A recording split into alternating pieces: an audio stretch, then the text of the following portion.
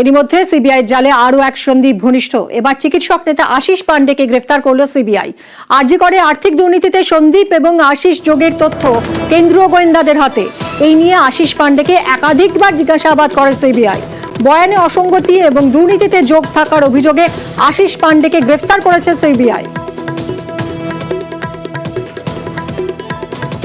আশিস পান্ডে গ্রেফতারের খবরে উচ্ছ্বাস আরজি করে।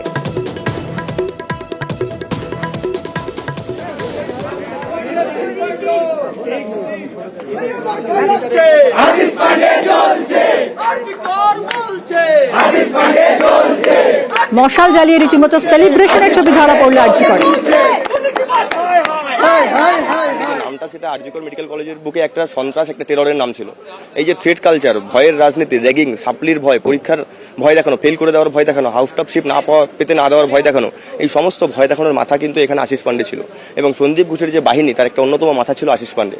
তো সেই জায়গা থেকে আজকে আমরা এটা একটা ইতিবাচক দিক হিসাবে দেখছি। তো আজকে দুর্নীতির মামলায় সে অ্যারেস্ট হয়েছে, কিন্তু আমরা চাই যে মূল কেস রেপ অ্যান্ড মার্ডার, সেখানে যে আমাদের মূল দাবি জাস্টিস, সেই ক্ষেত্রেও এই তদন্তের আওতায় এদেরকে আনা হোক এবং প্রপার তদন্ত করা হোক।